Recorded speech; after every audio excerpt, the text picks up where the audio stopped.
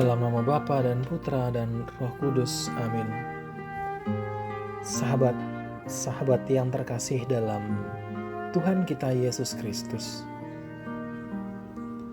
marilah kita mendengarkan bacaan Injil.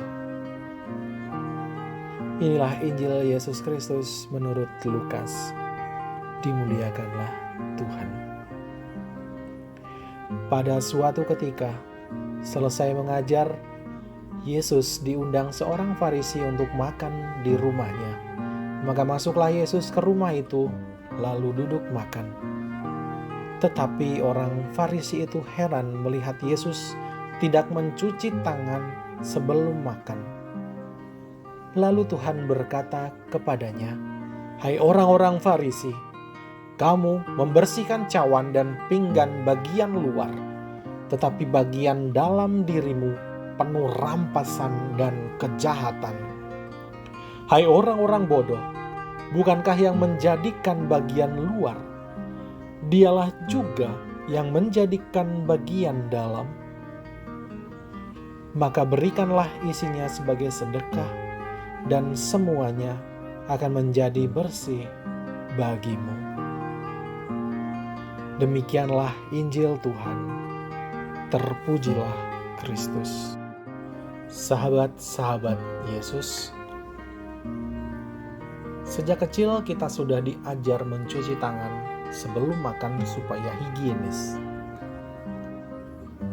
Tetapi bukan masalah kesehatan yang ada dalam pikiran orang Farisi ketika mereka heran melihat Yesus tidak mencuci tangan sebelum makan.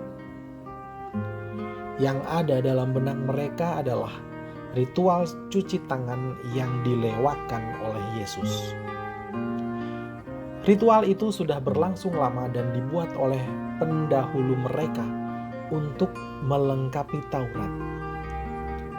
Maka Yesus menegur mereka karena mengutamakan hal lahiriah, bagaikan membersihkan cawan dari luarnya saja, sementara bagian dalam tetap kotor.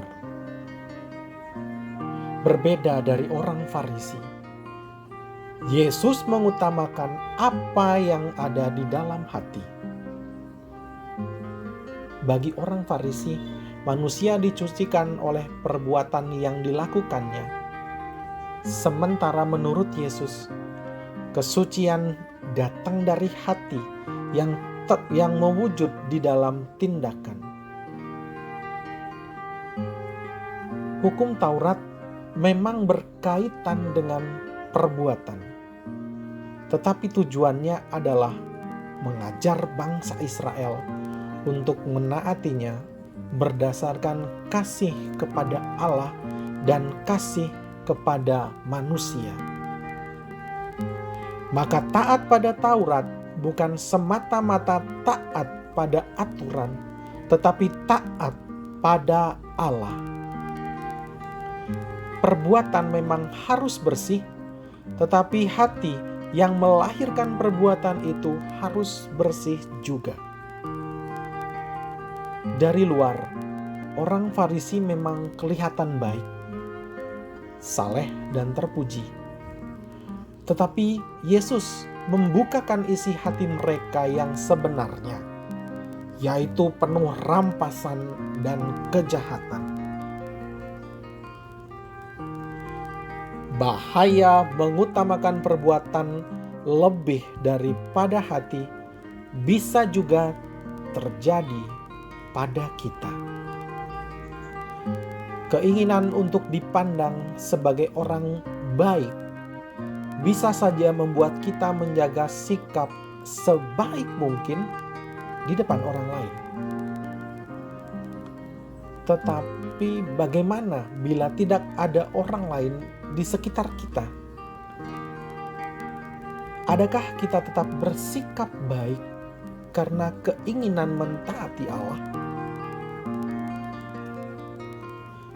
Yesus mengajar kita bahwa bila hati kita bersih, maka motivasi dan sikap kita pun akan murni. Perbuatan yang lahir pun bersih.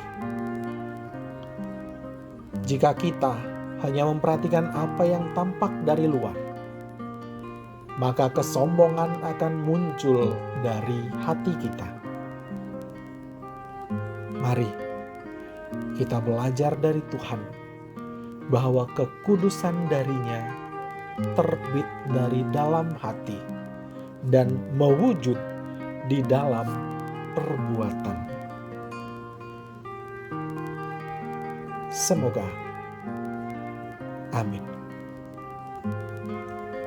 Kemuliaan kepada Bapa dan Putra dan Roh Kudus, seperti pada permulaan, sekarang, selalu, dan sepanjang segala abad. Amin. Dalam nama Bapa dan Putra dan Roh Kudus. Amin.